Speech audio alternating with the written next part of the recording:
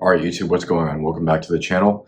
It's been a while since I've made any content. I was on vacation for a while, so I was taking some time off to enjoy myself, but we're back, and today we're going to be talking about some signs of low-class mentalities. So I just want to get this out of the way from the get-go.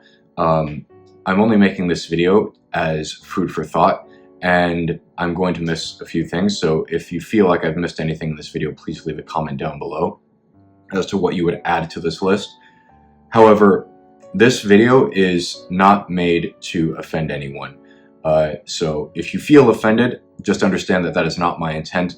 I would invite you to let me know, again, down in the comments, why you feel the way that you do, and perhaps we can have a productive discussion. So without further ado, let's actually talk about it. The first sign of a low-class mentality is to have bad posture. Having bad posture indicates a lack of self-attentiveness and self-awareness. It indicates a lack of professionalism and could signal low confidence or self-esteem. If I am like hunched over with my shoulders hunched forward and I'm not looking at the camera, I'm not making eye contact, this is not a very like classy way of addressing you guys, and it shows that I don't really know how to carry myself. I don't have much self-confidence. And subconsciously, it just indicates that like I'm unsure of myself. So try to avoid having bad posture in general.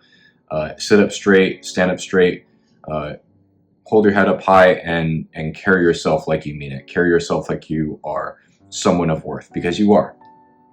There are expectations as well in certain social groups to exhibit good bearing, and posture is definitely an element of that.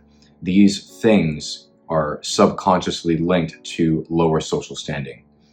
The next thing that I want to talk about is to speak without intent, or to have an exceptionally soft tone. There is an expectation that those who are in leadership positions or vying for one should be able to communicate effectively, and speaking clearly is an element of that. If, for the purposes of this video, I am, mumbling my words, you're not really like understanding me, speaking too soft so that the camera's barely picking this up right now, that is not a good sign of a high-class mentality or just, self-confidence in general. You want to speak like you mean it, and frankly, you shouldn't speak unless you do mean it. Do not speak unless you are certain of what you are saying. Think about your words before you say them, and then say them with confidence and say them with character. Put some meaning behind them. Those with the ability to use their voice to command attention in social settings are usually seen as more courageous and certain about themselves and their decisions. The next thing that I want to talk about is being rude to strangers, and this is a huge one. Speaking generally, politeness and good manners are associated with higher class individuals. By the way, I'm sorry about the fireworks in the back. I'm filming this on December 30th. It's almost New Year's Eve, and around my neighborhood, people really like to party hard. You hear fireworks all the time going off in my neighborhood, but especially now during the holiday season. So sorry about that. Anyway, do not be rude to strangers. Being rude to strangers is an absolute dead giveaway that you have zero class. Program that the city pays, it is not illegal to yell here. Excuse me, ma'am. You are helped when you are visiting the city. Would you please ask your family to correct it? You have been fired and sued several times. I will now leave. If you've ever been in a nice restaurant, for example, you can tell who really doesn't belong there by the way that they treat the waitstaff. They walk in, they are rude to the waiter, they yell at them when their order gets made incorrectly, or if they don't make it the way that they're supposed to, and then they don't leave a tip, stuff like that, just generally like being a Karen and having a Karen freak out. Give me my money so I can get the fuck out of here. So get out and I'll bring you your money. No, I want it now. I'm not giving you anything the way you're at. I can assure you. I'll call the cops on you then. I swear to fucking God. Okay, You stupid fucking cunt. Is a sign that you have zero class.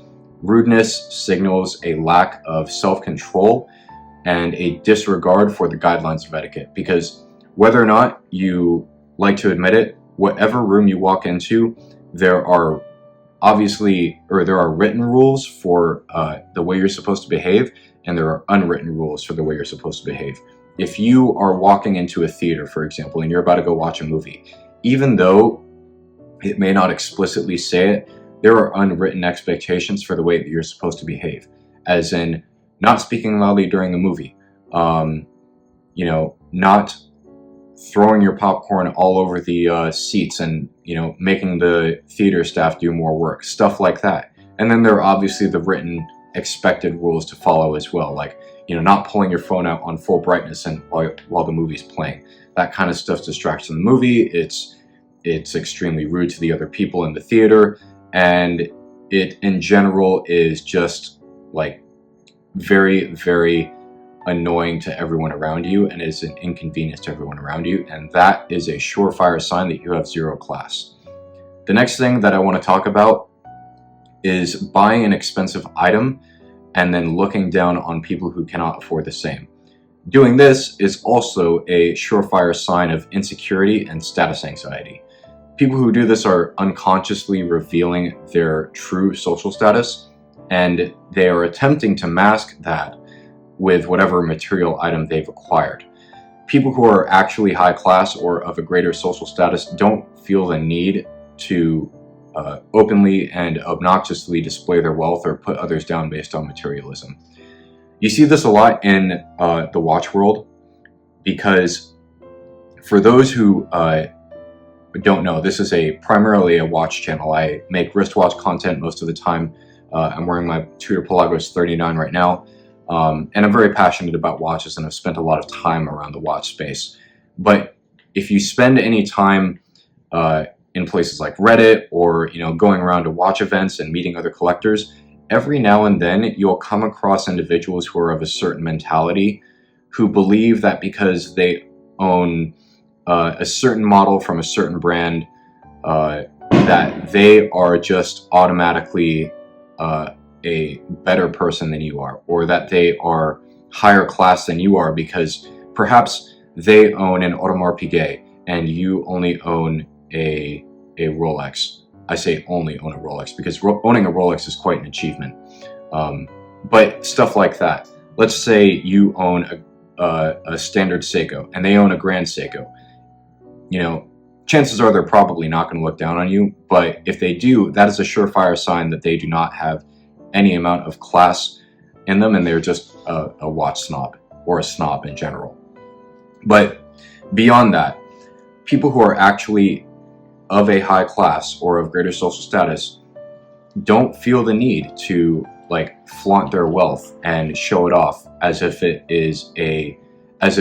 their self-worth emanates from owning that material item. People who go out and buy stuff that is nice and expensive, who are of a high class, they do it because they like whatever it is they're buying. People I've met in the watch world who are actually genuine high class people buy those watches because they like the watches.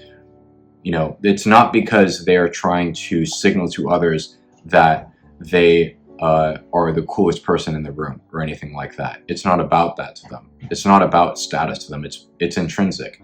You buy what you like because you like it. Owning a nice watch or a fancy car doesn't really say anything about your level of class in general. It just says that you had the money to buy that certain thing. The classiest people I know do not look down on others. They actually meet them at their level, and they can empathize with the individuals that they come across in life. The last thing that I want to talk about in regards to class is having no character. Here's the thing about character.